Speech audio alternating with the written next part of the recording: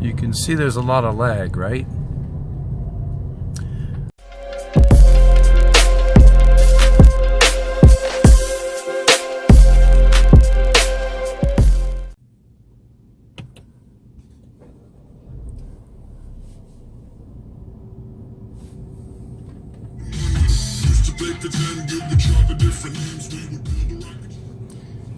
Well, welcome to the A-Class Mercedes. So, this is what we're dealing with here. Of course, this is all in Russian. Let's talk about the differences real quick and what my first impressions. When you open the door and you come inside the car, it is absolutely inviting. It does feel well appointed. I would say it's similar to the BMW in this review that we're comparing. If you look here, they add some nice little extras, weird, strange dash, that make it look and feel good. Now, one thing I noticed is that when you are looking outside the window, it's hard for you to tell in this video probably, but you have a very small window you're looking out of, maybe kind of like a tank. It's one of the smallest windows I've ever seen in a modern car. It kind of feels like you've got an adequate view of what's around you, but I remember going through an intersection with people walking and cars in all directions, and it felt a little bit like, wow, that's a small view. What else is there? Pickup. Well, it's a turbocharged engine. It does have reasonable pickup, but I would say that it's got a tremendous lag when you hit the gas. Probably a good 2 seconds before it really starts to move, which is weird. And then it has a good run up until probably somewhere around 5, and then, of course, it drops off completely, which is really weird. It runs out of air or something.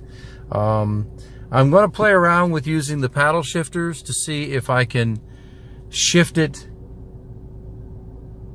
before it reaches that point and how it would react. But basically, it just kind of like noses down when you're on full accel, going up through first gear. It kind of noses down, and then it actually will switch gears and go, but that's a couple seconds for it to do that. So, you know, it's kind of disappointing in that aspect. So, this is my impressions of it. Let me just take a look at the engine now while we're here. Oh, hell, how do we open it? I don't know. That's a parking brake release.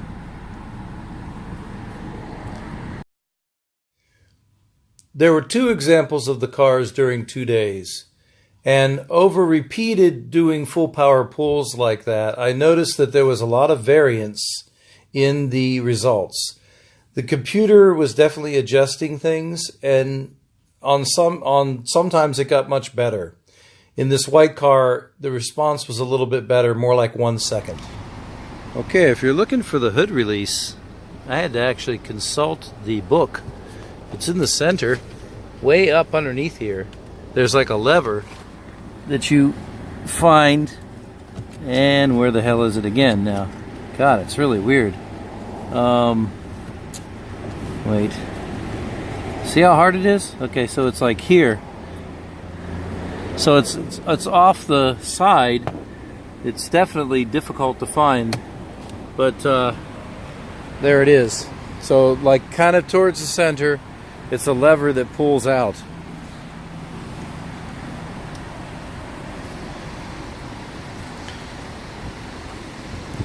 Is it beautiful? No, it's just a car.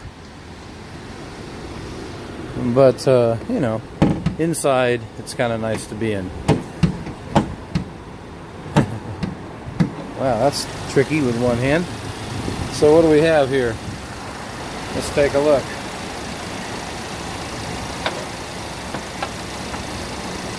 Oh, good catch. It's a little hot. Okay.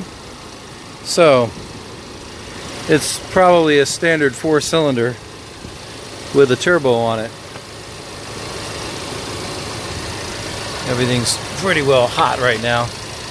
Little teeny engine, look at that. Wow, it's small. It looks like something that went into like a Nissan 3-cylinder that I had before. But it is a small 4. Let's see. 1, 2, 3, 4. 4-cylinder turbo. You know, it's got a lot of useful torque, but I wouldn't call it quick by any means. But, you know, it's something. Okay. It's kind of neat.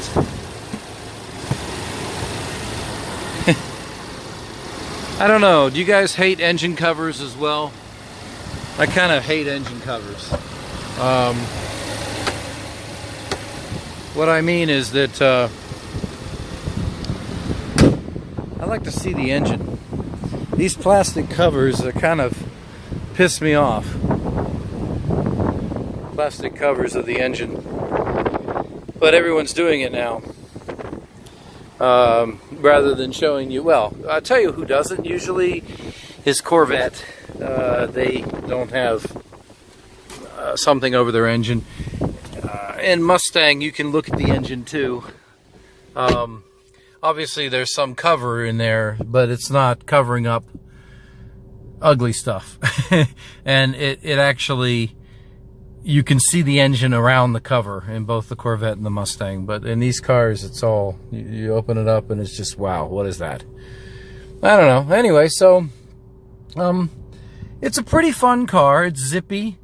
It seems to handle okay around the corners. But the biggest thing I've noticed so far is that it just absolutely nosedives when you rev it up a little bit. So wish I would try to show you a full power pull here and see what we can do. So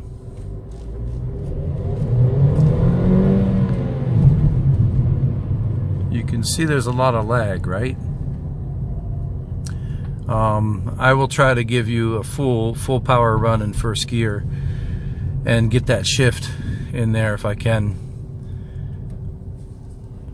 Well, now one nice thing is it does seem to have some usable torque when you get it down.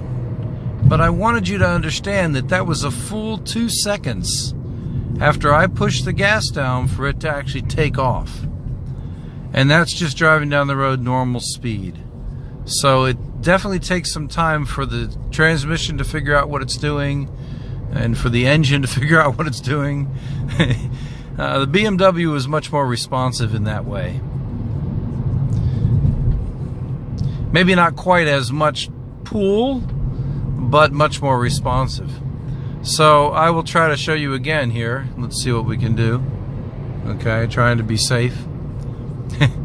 So, okay, here we go. So 1, 2, 3, down, and response.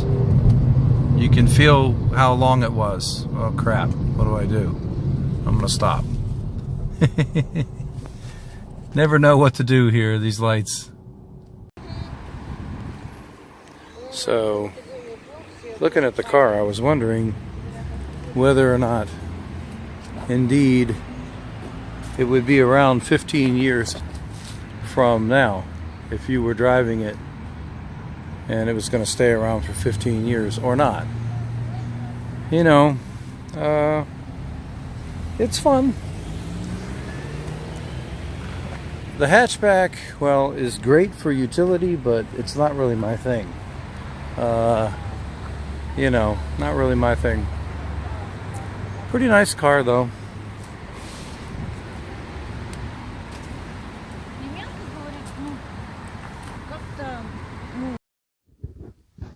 Thanks a lot for coming along, guys. Next time we'll be doing the BMW and we'll give you the comparison between the BMW and the Mercedes A-Class. Yes, I appreciate it very much. Please like, subscribe, and give me some comments. Let me know what you're thinking. Talk to you next time.